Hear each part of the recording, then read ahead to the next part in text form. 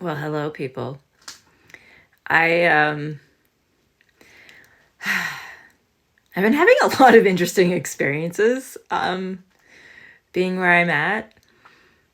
I think lately the biggest thing that I've been noticing well,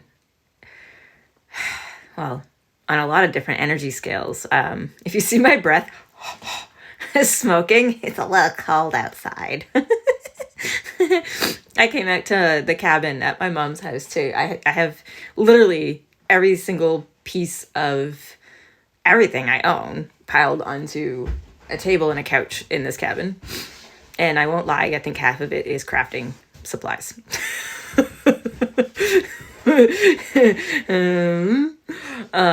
It shows you my priorities. I do have clothes, but they're in the house. And of course, we buy food, but yeah. Anyways, I like making things, right? But what I wanted to come on and talk to you guys about was basically energy and self love. So I'm reaching a point in my journey where I'm beginning to be able to accept that all energy, whether it's EMFs from my phone, whether it's somebody's pissy attitude at the grocery store, right? I mean, don't get me wrong. I can still at this point become overwhelmed and need to take space and help recalibrate my brain. I still have triggers. I don't know if they'll ever be fully gone totally. Do you know what I mean? But for the most part, and maybe this is why I'm starting to actually crave physical, in-person social interaction, all energy is just energy. And this is actually something that I want people to become as aware of as possible. There is no such thing as an energy that means you harm.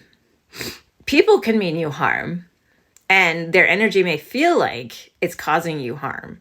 But that's only because you're allowing it in. Your belief system is calibrated around the fact that, well, if somebody sends me negative energy, I have to fight it.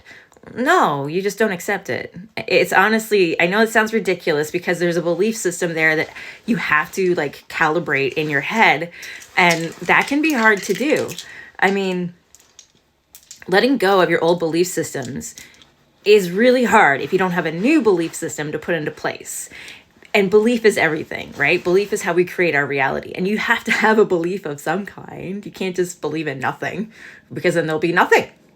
And you might just become nothing. Which, I don't know if that'd be a bad thing, honestly. Wonder what nothing would feel like. Probably pretty empty. Maybe I've already been there. Yeah, I think I've already been there. Let's not do that again. Oh my God, it's so smoky from my breath. It's not smoke. I can't see the screen. Anyways, we're just going to wing it.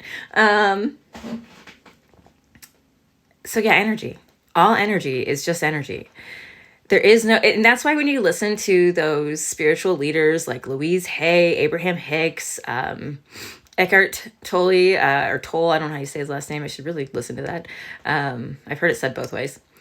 And also, you know, even go back to like ancient Egyptian or Greek philosophers and stuff. It all comes down to belief. Okay. And they will tell you that life is always working for you. Nothing is working against you.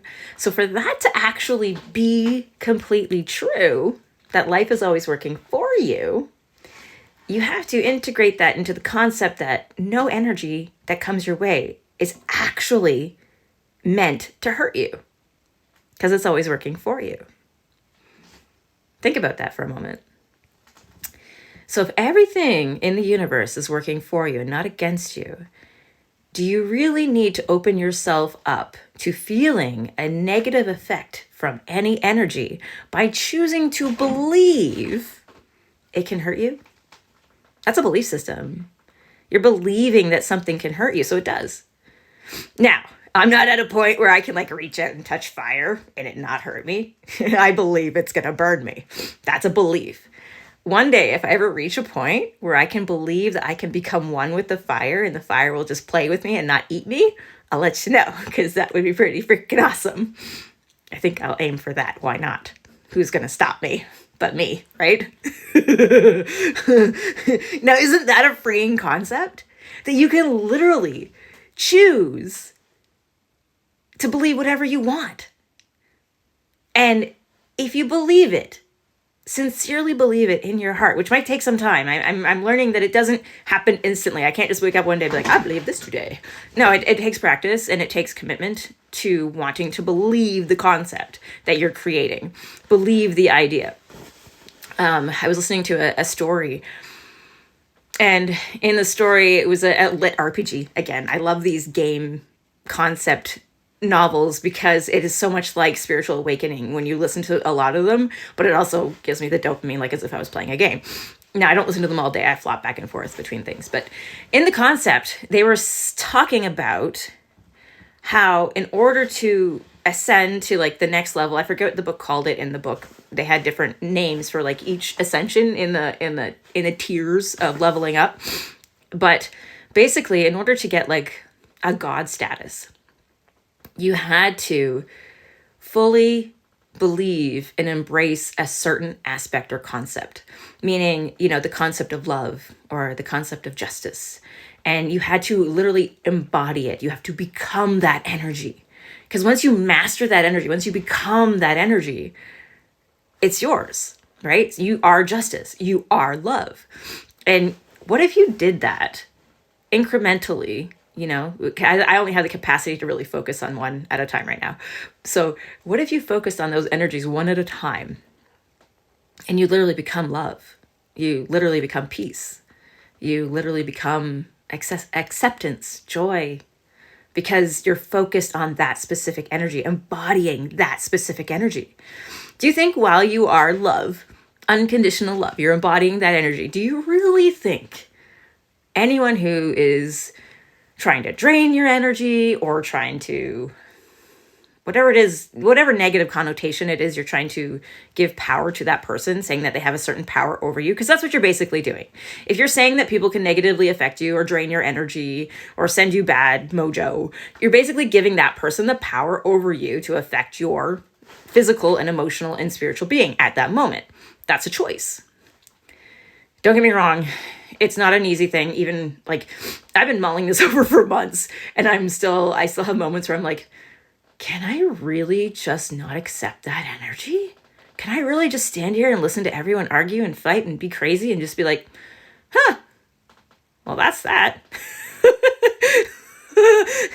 And then find a peaceful resolution for everyone and change the entire energy in the room by doing something unexpected from a place of love? Can I do that?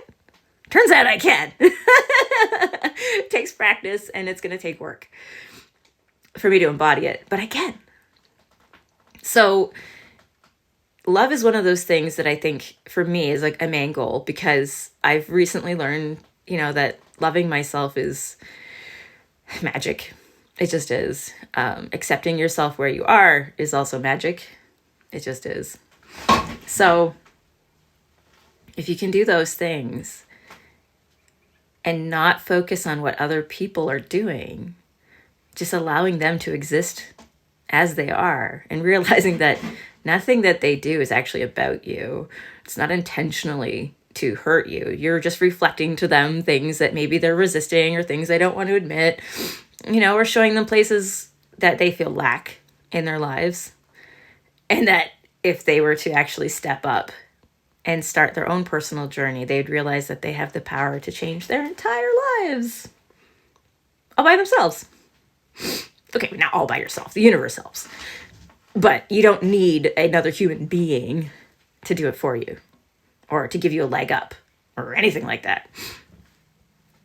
So what I want to tell people is that don't give your power away by allowing the belief that someone can affect your energy, steal your energy, or send you energy is real. You can choose to accept that that's their energy, and it's up to you whether you want it or not. Even things like technology that sends out radiation or EMFs, I have decided that it's all working for me.